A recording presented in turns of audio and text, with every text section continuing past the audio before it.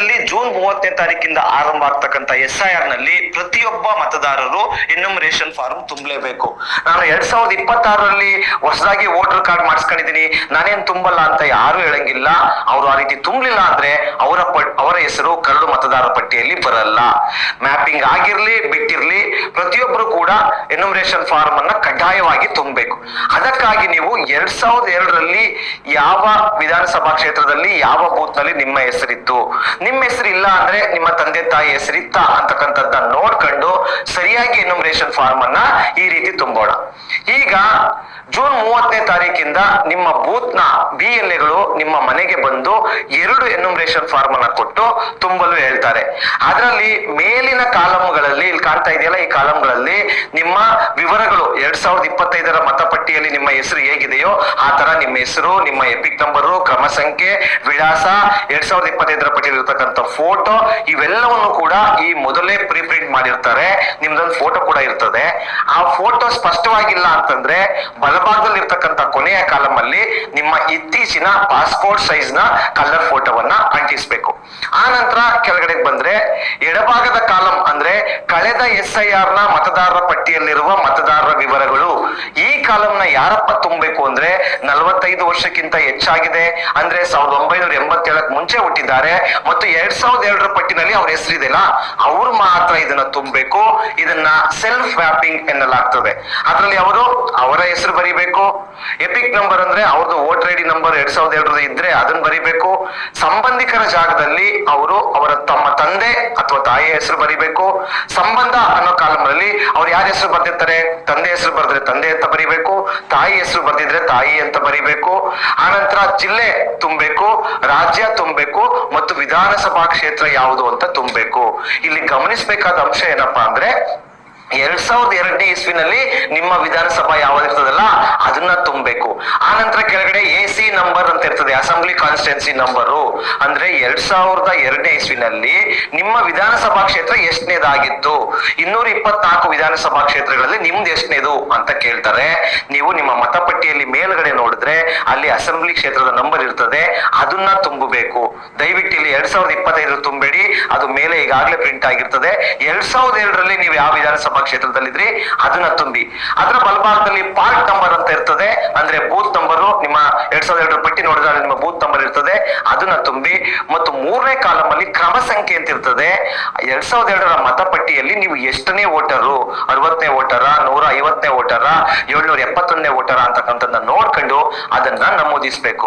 ನಂತರ ಅದ್ರ ಬಲಭಾಗದಲ್ಲಿ ಕಾಲಂ ಇರ್ತದಲ್ಲ ಅದನ್ನ ನೀವು ತುಂಬುವ ಅಗತ್ಯ ಇಲ್ಲ. ಅಂದ್ರೆ ಕಳೆದ SIR ನಲ್ಲಿನ ಸಂಬಂಧಿಕರ ವಿವರಗಳು ಅಂತ ಏನಿದೆಯಲ್ಲ ಆ ಬಲಭಾಗದ ಕಾಲಂನ ಯಾರಪ್ಪ ತುಂಬಬೇಕು ಅಂತಂದ್ರೆ 2002ರ ಮತಪಟ್ಟಿಯಲ್ಲಿ ಹೆಸರಿರುವಲ್ಲ ಅವ್ರು ತುಂಬಬೇಕು. ಹಂಗಾಗಿ ನೀವು ಅದನ್ನ ತುಂಬಾ ಅಗತ್ಯ. ಅದನ್ನ ಖಾಲಿ ಬಿಟ್ಟು ಪೂರ್ತಿ ಕೆಳಗಡೆ ಬಂದ್ರೆ ಅಲ್ಲಿ ಹಲವಾರು ಕಾಲಂಗಳಿವೆ.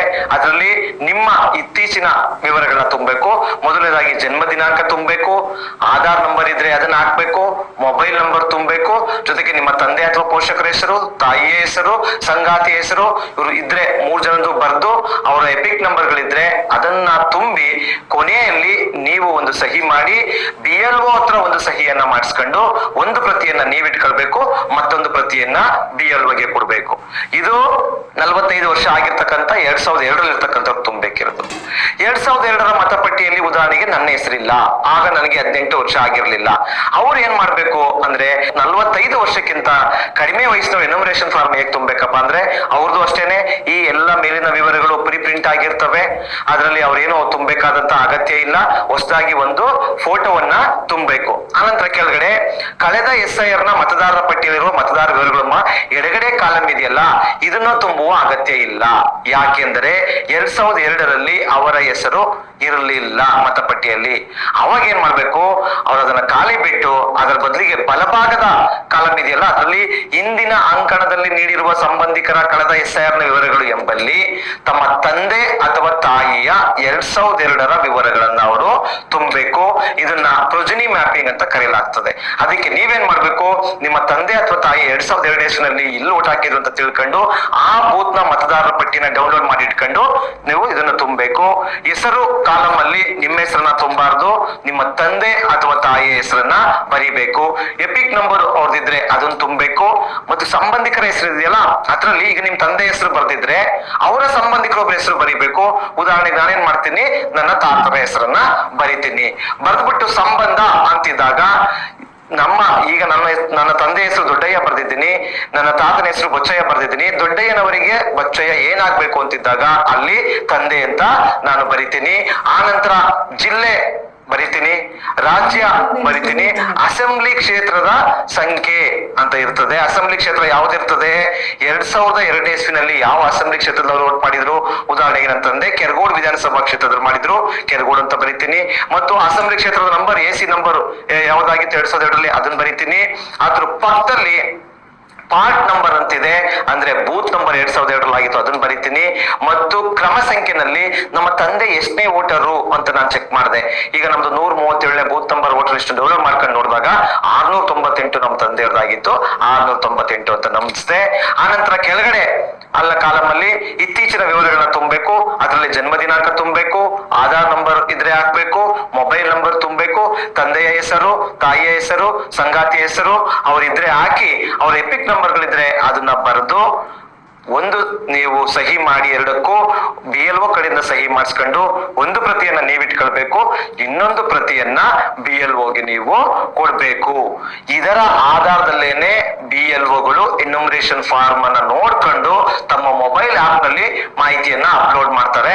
ಅದರ ಆಧಾರದಲ್ಲಿ ಕರಡು ಮತದಾರರ ಪಟ್ಟಿ ರಚನೆ ಆಗ್ತದೆ. ಹಾಗಾಗಿ ಇದನ್ನು ತುಂಬುವಾಗ ಬಹಳ ಎಚ್ಚರಿಕೆಯಿಂದ ನೀವು ತುಂಬಬೇಕು. ನಾನು ಮತ್ತೊಂದ್ಸಲ ಹೇಳ್ತೀನಿ, ಈ ಕಡೆ ಸೆಲ್ಫ್ ಕಾಲಮ್ ಅಂತ ಏನಿರ್ತದೆ ಎಡಭಾಗದ ಕಾಲಮು, ಅಲ್ಲಿ 45 ವರ್ಷ ತುಂಬಿದವರು 2002 ಇಸ್ವಿನಲ್ಲಿ ತಮ್ಮ ಮತ ಇರ್ತಕ್ಕಂಥವ್ರು ತಮ್ಮ ಮಾಹಿತಿಯನ್ನ ತುಂಬುತ್ತಾರೆ. ಬಲಭಾಗದಲ್ಲಿ ಇರ್ತಕ್ಕಂಥ ಕಾಲಮು ಪ್ರೊಜಿನಿ ಮ್ಯಾಪಿಂಗ್ ನಲ್ಲಿ 2002ರ ಪಟ್ಟಿಯಲ್ಲಿ ಯಾರ ಹೆಸರು ಇರಲ್ಲ, ಅವರು ಅದರ ಬದಲಿಗೆ ಅವರ ತಂದೆ, ತಾಯಿ, ಅಜ್ಜ, ಅಜ್ಜಿಯ ಹೆಸರುಗಳನ್ನ ತುಂಬಬೇಕು.